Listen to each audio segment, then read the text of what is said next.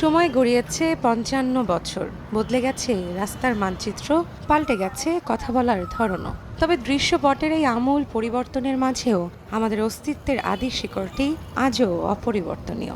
একাত্তর মহান গেলে আমার চোখের সামনে সব দেখা, কত জায়গায় কত মানুষ মারছে, কত ই করছে, আমি তো সব দেখছি। দেখা যদি এখন আরেকজন জিগায় জায়গা তুমি মারছে, জিজ্ঞাসা মারে নেই, তাহলে আমি আর বিশ্বাস করবো। ৭১ থেকে ২৪ সময় বদলেছে রাজনীতির ব্যাকরণ, কিন্তু ইতিহাসের ধমনীতেই যে রক্তের দাগ, কোনো নতুন ন্যারেটিভ তাকে মুছে দিতে পারে?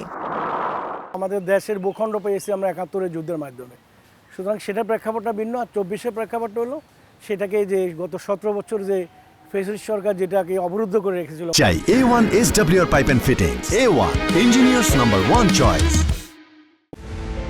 সরকার পতন আর রাষ্ট্র সৃষ্টি এক কথা নয়। ২৪-এর আন্দোলন ছিল একটি দুঃশাসনের দেয়াল ভাঙার গর্জন, কিন্তু ৭১ ছিল একটি জাতির অস্তিত্বের মহাকাব্য। একটি লড়াই ছিল ক্ষমতা ও অধিকারের ভারসাম্য ফেরানোর, আর অন্যটি ছিল মানচিত্র অর্জনের চূড়ান্ত লড়াই।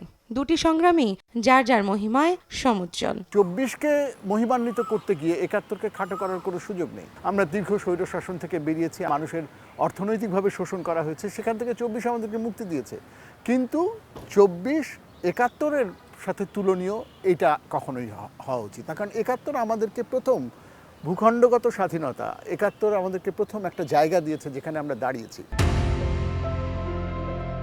তরুণদের মতেও ন্যারেটিভ বদলালে প্রেক্ষাপট পাল্টায়, কিন্তু সত্যের ডিএনএ বদলায় না।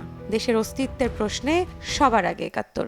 নিউ জেনারেশনের চোখে হতে পারে ২৪শে জুলাইটা বড় কিছু বা ৭১-এর তুলনায় একটু বড় হতে পারে, কিন্তু আমি জানি দুইটার আলাদা আলাদা গুরুত্ব আছে।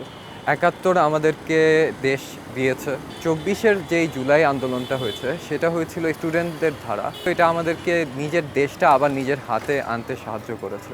১৯৭১ সালে যে যুদ্ধটা হয়েছিল ওইটা আমাদের আইডেন্টিটির জন্য ছিল, আর ২০২৪ সালে যে যুদ্ধটা করছি ওইটা ছিল আমাদের দেশটাকে আসলে গড়ার জন্য। মোস্টলি ছাত্ররাই ছিল এই আন্দোলনে, কিন্তু আমি বলবো ১৯৭১ সালের যেই আন্দোলন ছিল ওখানে সবাই ছিল যারা এটা নিয়ে এভাবে ভাবে যে এই দুইটাকে আমরা একসাথে মিলিয়ে দেখি।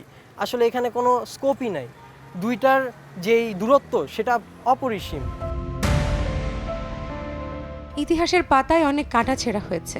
বলা হয় বয়ান বা ন্যারেটিভ বদলালে নাকি সত্যের রং চটে যায়, কিন্তু ৭১ কোনো গল্প নয় যে কেউ চাইলেই সেটা পাল্টে দিতে পারে। ৭১-২৪-এর বিরোধ বন্ধ না হলে দেশ পিছিয়ে যাবে এমন শঙ্কা বিশেষজ্ঞদের। যারা এই চেষ্টাটা করতেছে তারা আমার মনে হয় দেশের মধ্যে বিভাজন সৃষ্টির আরেকটা নতুন প্রয়াস তারা চালিয়ে যাচ্ছে। ৭১ প্রশ্নে আমরা সবাই, আমি মনে করি যে একমত। এই জায়গাটাকে সমাধান করতে না পারলে, সমঝোতায় না আসতে পারি, তাহলে আমরা জাতি হিসেবে আমরা বারবারই হোঁচট খেতে হবে। ওই জায়গাটা তৈরি করতে হবে যেন আমাদের কখনোই আর গণ অভ্যুত্থানের প্রয়োজন না পড়ে। বীরাঙ্গনার ত্যাগ আর শহীদের আর্তনাদ ঢাকা পড়ে না কোনো নতুন গল্পের আড়ালে। ইতিহাস আয়নার মতো, যতই ধুলো জমুক, স্বচ্ছ হলে সেখানে কেবল একটি চেহারাই ভেসে ওঠে, তার নাম বাংলাদেশ।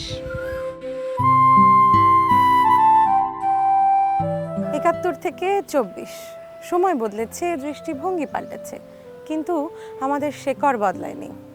২৬শে মার্চ শুধু কেবলমাত্র একটি তারিখ নয়, এটি আমাদের অস্তিত্বের সেই বাতিঘর যা চিরকাল অমলিন। কারণ ন্যারেটিভ বদলালে প্রেক্ষাপট পাল্টায়, কিন্তু ইতিহাস বদলায় না। রৌনক নিয়ন্তা, সময় সংবাদ, ঢাকা।